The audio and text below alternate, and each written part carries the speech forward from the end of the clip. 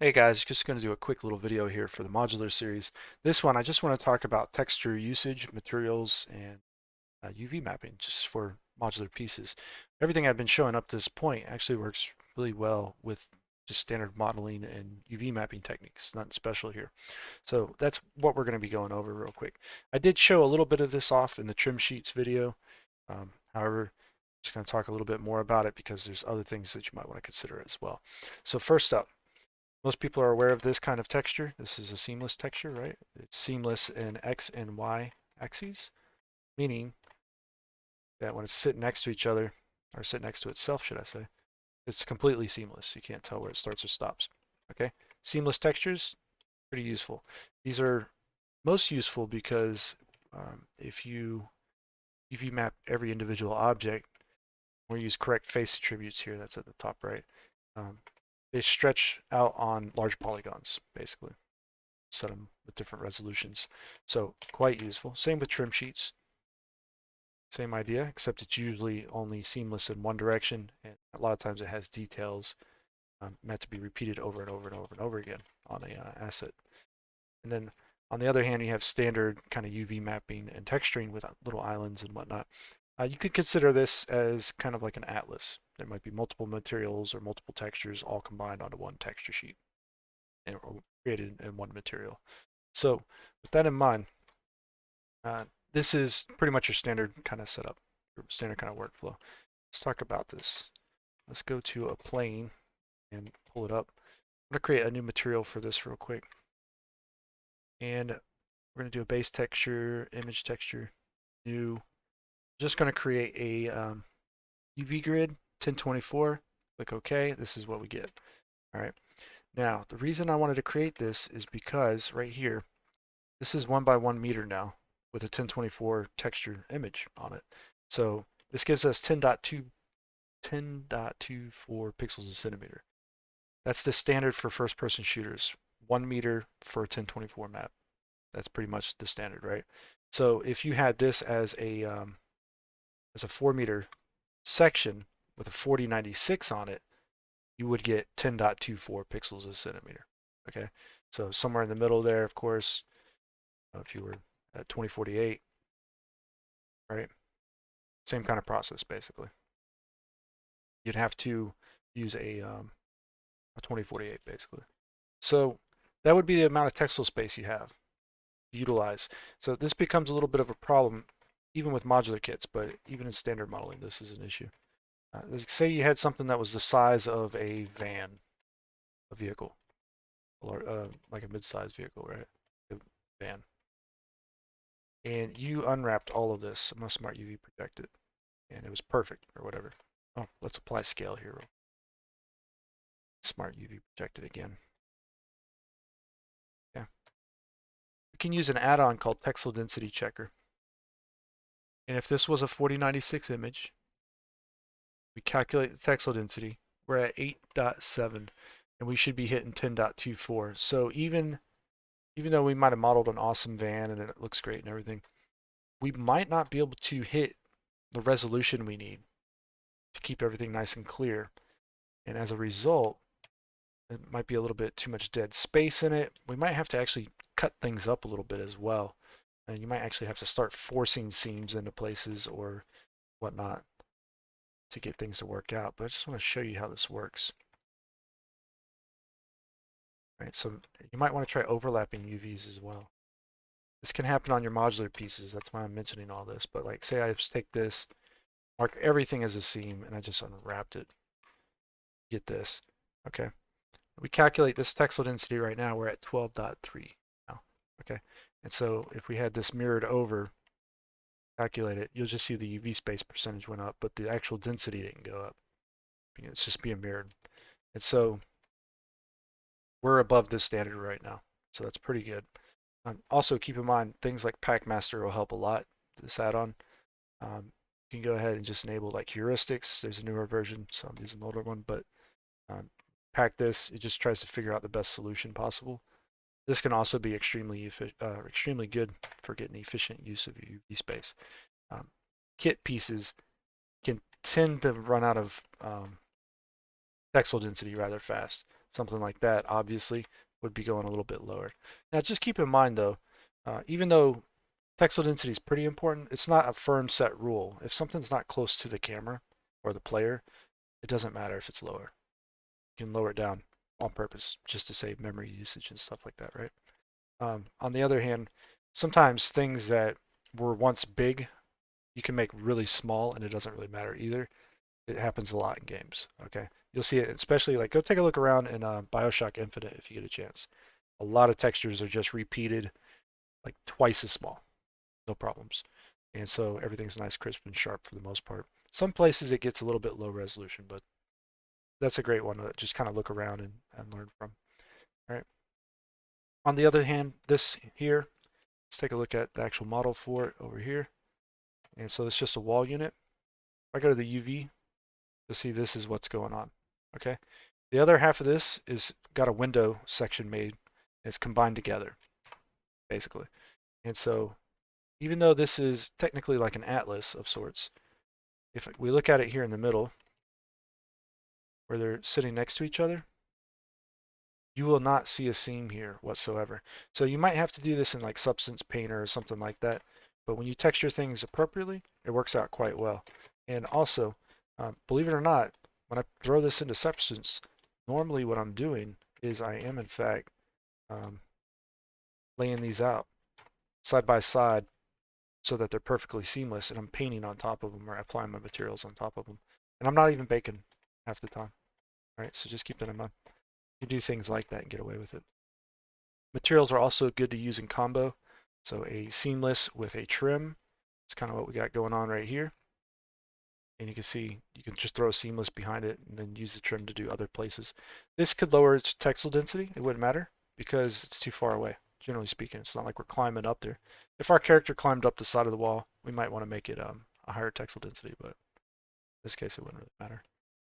When you want to combo things together like that as well, you can do things like this, right? So let's say we were creating this again. I go ahead and borrow it. I'm going to take these away. If I can. Select inside of there almost. There. So a lot of times you can model something like this. You might want to just throw it on top of something like this. You could combine them later on. It really doesn't matter. It's quite easy. It's simple. So I'm just going to snap it into place. Line it up to about where it needs to go. Okay, so we'll do, let's say right there. I'm going to duplicate this and right click. Okay, and the reason why is because I need two of them in the same spot basically. I'm going to press H and hide one. I want to select this one, Control Shift B. This is going to be Bool Tools. You have to enable this add-on. So go to Add Preferences, Add-ons, enable Bool Tools. We're going to do Auto Boolean Difference. Boom. And it just cuts that out real quick. It's that simple. Hit Alt H, bring that back. Take this, Control J, join it together. And we'll go into isolation, solid view real quick. I just need these bottom polygons, or excuse me, vertices. And I want them to align to this here. Yeah, so we're gonna go with Machine Tools, Alt A, Align Top. Machine Tools add-ons free, and the Align Pie is awesome, so Alt A is that Align Pie. Turn it on in your preferences. And we could do something like a sharpen. Using hard ops, we could do a sharpen, but we could do right-click Shade Auto Smooth as well. And so now we have this going on, right, where we are pretty much got two materials combo together. It creates, if as long as the materials are here, they should work. And if not, I believe it creates them, but whatever case, you might just have to click like the plus sign and add a material, and then select polygons and click assign or whatever the case may be, right? So that works pretty well because then you just combo things up as one unit later on, have perfect UV match and vertex matching. Because you might want to vertex color this or blend it or something. So if I press A and merge by distance, got rid of 28 vertices after I aligned them. So basically it's a solid mesh now for the most part, other than like what's not on the back and whatnot. So, right. And so this piece here, like I said, it cut a window out for it. So same process for this, right? So it's 2 units. It's the regular wall unit, and then it's the window unit. And then I just arranged them out like so. It's super fast to put something like this together. This could be like maybe the side of a cruise ship or something, right? Could just be something like that, real simple. And it looks fancy or complicated, but it takes like, I don't know, maybe 20 minutes max. It's really simple. So, all right, with all that out of the way, can create things that float in front of other things as well. So that's pretty nice to do. If you're wondering about these trims, getting them to wrap around something like that, let's do it real quick. We're going to do it vanilla blender way, but really simple. I'll apply the material. I'm going to press Control B and V and bevel these vertices. If it goes over, you got to press C to clamp it. Mouse wheel up. There you go. So in this particular one, I'm going to press A, M, merge by distance. It gets rid of that extra vertex. So now if I press E and S, do that, we press I to inset, hit B, we can now do this number. So that's what B does. That's why I wanted it. You have to have this additional polygons on the outside to have that happen. So you delete them after though. So we have this section like this. Go to the UV editor, press U, unwrap, same process, same setup basically. But what we want to do is straighten out a single quad here. We're going to right click, align auto. Just do this rather quickly. Select the face, so press 3 with face selection, select it. And we can do follow active quads. That's going to straighten out that strip. Now it's only going to do it if they're all quads, so they need 4 vertices, 4 edges, 1 face. And then once you've done that, you can go ahead and rotate it. And you can snap this around. Make sure it's on absolute grid snap, and it should be able to snap to the center now, like so. However, if it doesn't, you might want to use individual origins here as well. And that should eventually start to snap out. You can see what's going on over here. Press GY, we can move up and down. GX, we can move that way. Okay. So we'll do this number and try to find something that we find interesting. There's plenty of stuff here. I'm just kind of goofing off, but you get the idea. You can add loop cuts. We can still keep working this mesh. Turn correct face attributes off if you're not using it. It's going to cause problems, I guarantee it. It's just a matter of when, not if, right? So I can add some loop cuts. Like say maybe do a loop cut here, press G, Z, Control B, and I can bevel. So I can do insets, bevels, I can do edge slides, loop cuts and slides. But you can do quite a bit without correct face attributes. Correct face attributes just really lets you move things with G, R, or S. But in this situation here, see how quick that happened. And then if I was to delete those faces in the middle, then more or less, these outer edges, if I was just to pull them down, that's kind of what we had over here before we did the Boolean. All right, similar idea anyways. And so you can do that literally all over the place. The biggest problem you're going to have, I guarantee it, is when you are creating a set of faces like this and you want it to be rounded around a building or something. The unfortunate reality is here in Blender, there's no real easy way to do this. There's a warp feature when you're in edit mode. It's a little complicated to use. I've done a video on it before, but just keep in mind, this is the best way to do something like that, but it does actually warp the mesh as well. So that's not going to be perfect compared to these here. You can see these ones become squished when you do something like that. Right? The simple deform modifier, of course, isn't going to work out because this is not meant to be on a curve. Okay? Because it's not meant to be on a curve, at least not a curve like this. So what ends up happening is it will have to be either squished down or stretched out because it doesn't have the length to fit that. So the alternative here is to make this fit a curve by just simply kind of spinning it out from a rotational point and spinning it out at 22.5 or 11.25 degrees or something like that. And so you won't actually have to bend this mesh at all. It'll just lay out into a cylinder at some point, but it'll have to be very large, whereas it won't be able to do these tighter ones. So you'll have to create individual units like this, or you'll have to warp your mesh. If you warp your mesh, you're good. You won't have to re-UV map it or nothing like that. However, it's not going to be perfect. If you want it to be more perfect, you'll have to model something for this corner. And unfortunately, that means it's going to have to match up with this unit over here as well. So you're going to have to keep that in mind as you're modeling it, and you're probably going to have to go back through and UV map it manually. All right, and that's going to be a little bit trying. I just want to point something out here.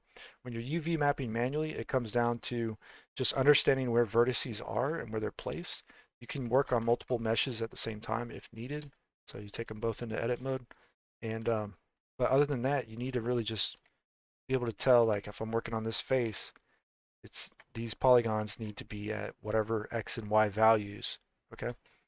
And so when it's all the way to the right, it needs to be on the edge. It's going to end up being a 1. All right. So 1 on the right, 0 on the left, 0 on the bottom, 1 on the top. So that's how it's going to end up working out for you, because you're going to have to do it manually. That's all there is to it. So when you have multiple meshes on top of one another, though, this isn't too bad, because you can also try to utilize things like vertex snapping or whatever the case. But if you keep things on the grid and incrementally snap it, it's not so bad. But you will have to do it manually. So you want to have the same amount of vertices basically all over the place. And don't try to overthink this. You're not going to do a whole lot of special UV mapping, if you would. All you really need to do, or at least all you really need to know how to do, is more or less just keep in mind you can mirror things sometimes. You will get a butterfly effect if you do so.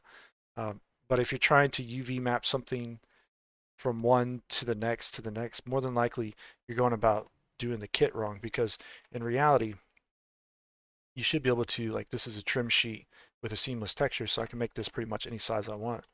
I should be able to lay out sections using correct face attributes as much as I need, and then I can work off that if needed. Or in the case of something like this over here, where we started with that plane, if this needed to be a taller unit with more stuff above it or whatever, I'm not going to line up. I'm not going to create an extrude and then try to UV map that and attach that UV map to there. I'm going to start with something like this. It's really that simple, because then I could use something like that right there instead. Doesn't make no sense. So if this was needed to be a half unit for some reason, I'll just join these together now. Wouldn't even bother re-unwrapping and all that, just merge it. You might have to add additional support elements, perhaps. Maybe you need a loop in there for some reason. I don't know. But things like that could happen perhaps. Right? And so this unit, one thing I want to mention about it, the window, because I did Boolean cut the window here, it does actually have some pretty bad smoothing on it. Strangely enough, as soon as that Boolean happens, the smoothing gets all messed up. I did do a what's called a data transfer. So you can transfer the normals, the split normals, from one mesh to another mesh, and that can fix something like that. So it didn't quite fix it perfectly, but it's a lot better than it looked before I did that. So it should have did a little bit better than that, but for whatever reason it didn't. So that one might want to rethink the topo on something like that. It's a little bit more complicated, I guess, but on these kinds of meshes, it's not such a big deal. All right. And so that's pretty much it for this video. I just wanted to talk about these things real quick. For the most part, it's not much else to talk about. The one thing you might also want to consider is when you're baking things. This is a trim sheet that I sculpted part of it, or actually I sculpted all of it, but you can bake highs to low polys in Substance Painter, but when you're taking those models into Substance Painter and doing the texture work, you really want to lay them out next to each other so that you can identify the seam and paint over it. If you have the same UV space while working in Substance, generally it's going to act like a seamless texture when you're adding materials and stuff to it, so you can actually use brushes and alphas on it and stuff like that. It's just something that I'll probably do a little bit more on a little bit later. I'll do another video on that, but that's how you can make these things seamless. You can make a high to low poly bake seamless. You do have to lay these out next to each other when baking though, and painting it and texturing it. And so if it's working in X and Y and right, so if this was here, that was there, you know, you could work in this manner. You could even work where it's just you're working in the center perhaps. Something like that would work out as well. So I'm talking about substance here when you're texturing these things. I wouldn't texture them necessarily in Blender, but you could do something similar in Blender. All right, it's just texturing in Blender is not. I'm not gonna say it's horrible or bad. It's just tedious and slower by a lot. But it's the way I used to do a lot of things was using Max the same way a lot of people use Blender. So I understand the process and workflow there, but I'm going to highly recommend anybody trying to do, a lot of really good AAA assets and all that. You're going to want probably two programs, Substance Painter and Marmoset Tool Bag. Marmoset, just for bacon alone, is worth it in my opinion.